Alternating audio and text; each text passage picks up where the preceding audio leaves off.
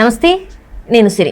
ఈలో కల్తీ ఎలా జరిగిందో మనం చూసామైతే దీని మీద సిట్ విచారణ కొనసాగిస్తున్నారు. అయితే ఆదివారం జరిగిన విచారణలో కొన్ని కీలక ఆధారాలు అయితే దొరికాయని చెప్పేసి మనకి వార్తలు వస్తున్నాయి. సో దీని గురించి మరింత సమాచారం మనకు అందజేయడానికి మనతో పాటు ఉన్నారు ప్రముఖ రాజకీయ విశ్లేషకులు అంకమరావు గారు. నమస్కారం సార్. సార్, ఇప్పుడు చూస్తుంటే సిట్ విచారణలో కీలక ఆధారాలు దొరికాయని చెప్పేసి మనకి వార్తలు వస్తున్నాయి. సో అవి ఏంటంటారు? అంటే త్రిపాఠి గారి ఆధ్వర్యంలో జరుగుతున్నటువంటి ఈ ముగ్గురు కూడా ఏ శాఖలతోటి విచారించాలని చెప్పని వాళ్ళు భాగాలు వేసుకొని ఎవరిని విచారించాలని ఒక నిర్ణయానికి వచ్చారు. ఇప్పుడు ఎవరైతే ఆ ప్రొక్యూర్మెంట్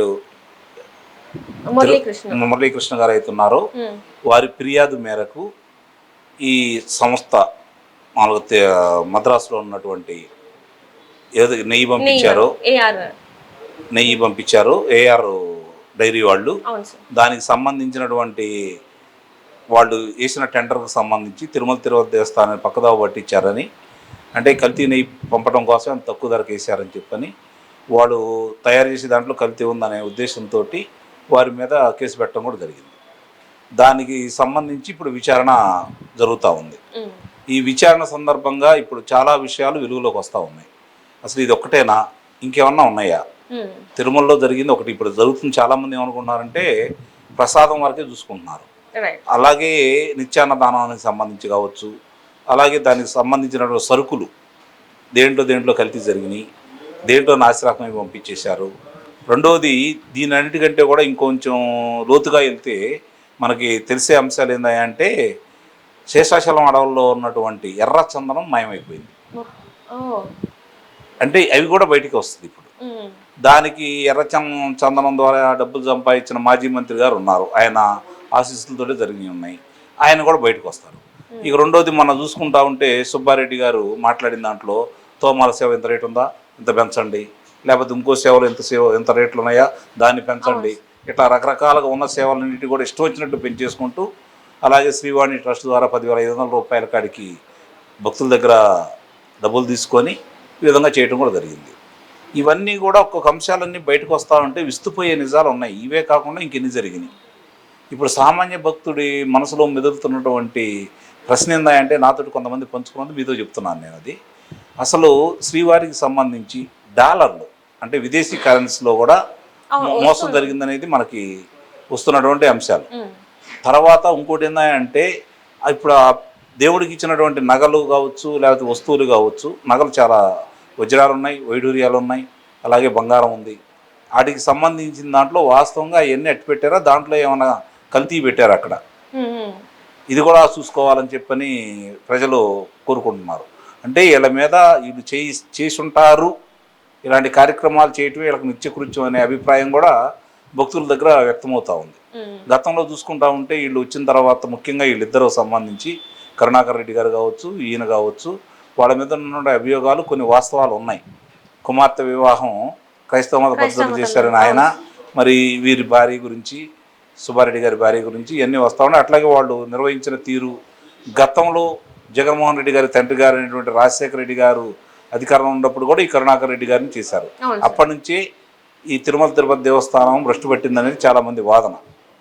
కాబట్టి ఇవన్నీ కూడా దానికి అంటే వాళ్ళు కావాలని హిందూ మతం మీద చేసిన దాడిగానే భావిస్తున్నారు అందరూ. ఆ పవిత్రతను దెబ్బతీయాలని చెప్పని, భక్తులు రాకుండా చేయాలని, అన్యమతస్తులను అక్కడ వాళ్ళని చేర్పించేసి వాళ్ళ చేత ప్రచారం చేయించేసి రకరకాల విన్యాసాలు చేశారని చెప్పని మనకు తెలుస్తూ ఉన్నాయి. అందులో కొన్ని వాస్తవాలు కనపడతానే ఉన్నాయి. మరి పద్మావతి విశ్వవిద్యాలయంలో చూసుకున్నా కూడా ఇలా వీళ్ళందరినీ కనుక మనం చూసుకుంటా ఉంటే కావాలనే వాళ్ళు నియమించారు, వాళ్ళ గురించి తెలిసిన తర్వాత కూడా నియమించారు. అట్లాగే వాళ్ళకు అనుకూలంగా కార్యక్రమాలు కూడా నిర్వహించడం కూడా జరిగింది ఆడ. ఇవన్నీ కూడా వెలుగు చూస్తూ ఉంటే మనకి వాళ్ళు మనస్ఫూర్తిగానే చేశారు, ఇది యాదృచ్ఛికంగా జరిగింది అయితే కాదు, అంతా కావాలనే చేశారు. ఒక ప్రణాళికాబద్ధంగా తిరుమల దేవస్థానం ఉన్న పవిత్రతను దెబ్బతీయాలని, భక్తులను రాకుండా చేయాలని వాళ్ళందరూ కలిసి కంకణం కట్టుకొని కలిసికట్టుగా చేశారనేది మాత్రం చాలా స్పష్టంగా అర్థమైపోతా ఉంది. దురుద్దేశమే ఉంది, సదుద్దేశం ఉంటే ఎందుకు ఇలా చేస్తారు? దురుద్దేశం ఉంది కాబట్టి ఇలా చేశారు. అపారమైన సంపదను దోచుకోవాలని, భక్తులు ఇచ్చే సంపదను కూడా దోచుకోవాలని, దేవదేవుడి దగ్గర నిన్నెందుకు మా దగ్గర ఉంటే చాలు కదా, ఆయన ఏం చేసుకుంటాడు, వాళ్ళ మత ప్రచారం కోసము లేదంటే ఈ ధనాన్ని దూసుకోవడం కోసము వాళ్ళు త్రికరణ శుద్ధిగా నమ్మి చేశారని అయితే నేను భావిస్తున్నాను. అందులో ఎలాంటి సందేహాలు కూడా మనం పెట్టుకోవాల్సిన అవసరం ఏం లేదు. అంటే అసలు ఫుడ్ సేఫ్టీ ఆఫీసర్స్ ఏం చెప్తున్నారు సార్ అసలు? అంటే ఇప్పుడు అంటే ఇప్పుడు అక్కడ జరిగినాయి వాళ్ళు చెప్తారు, ఏమేమి జరిగినాయి నాసిరకమే కనపడతా ఉంటాయి, నాసిరకం వచ్చినాయండి కానీ వాళ్ళు బలవంతంగా మేము చేయాల్సి వచ్చిందని చెబుతారు. అందుకంటే వాళ్ళు మాత్రం చేయగలిగింది ఏముంది, ఈ అధికారులు ఫలానా వాళ్ళు చెప్పింది వాళ్ళు ఇచ్చింది మాత్రమే మేము తీసుకున్నామండి, మేమేం చేస్తామని చెబుతారు తప్పించుకోవాలనుకుంటే.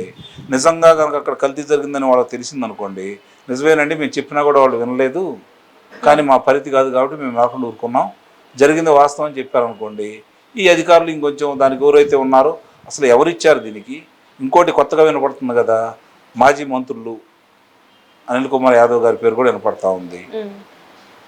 వాళ్ళు ఏఆర్ డైరీకి సంబంధించి ఆయన కూడా, ఆయన ప్రమేయం కూడా ఉంది దాంట్లో, ఆయన కూడా భాగస్వామి అనే పేరు కూడా వినపడతా ఉంది. కాబట్టి చాలా విషయాలన్నీ బయటికి రావాలి ఇప్పుడు. అంటే ఇక్కడ చూస్తున్నట్టయితే ఇది అధికారులు అందరికీ తెలిసే జరిగిందని మీరు చెప్తున్నారు. అధికారులు తెలియకుండా అయితే ఏం జరుగుతుంది, ఇప్పుడు నెయ్యి వాసన వచ్చింది అనుకోండి, పాపం చేసే వాళ్ళకి తెలిసిద్ది కదా, తెలియకుండా అయితే ఉండదు కదా.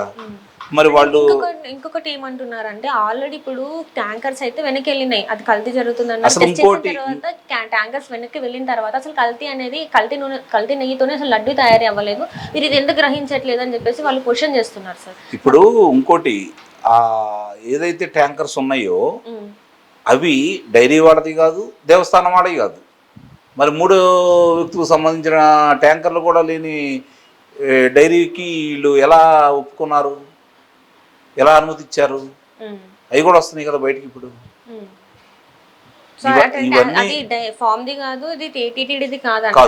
మధ్యలో వేరే వాళ్ళు అంటే కల్తీ అనేది అక్కడ జరిగిందంటారా? మరి లేదు, వాళ్ళదా ఇప్పుడు 328 రూపాయలకి 319 రూపాయలకి వాళ్ళు ఇచ్చారు అంటేనే అక్కడ కావాలనే వాళ్ళు మొట్టమొదటి ఇది అనుకొని, మామూలుది అయితే స్వచ్ఛందంగా అయితే ఇవ్వలేరు కదా, నష్టపోయి అయితే ఎవరు వ్యాపారం చేయరు కదా. అసలుకైనా ఇవ్వద్దు, దేవుడిది కాబట్టి పేరు ప్రఖ్యాతుల కోసం పడ్డ రేటుకైనా ఇవ్వచ్చు. కానీ ఇలా చేశారు అంటే వాళ్ళు కావాలని చేశారు, దీన్ని పవిత్రతను దెబ్బతీయడం కోసం వీళ్ళందరూ కలిసి చేశారని మనం భావించాలి.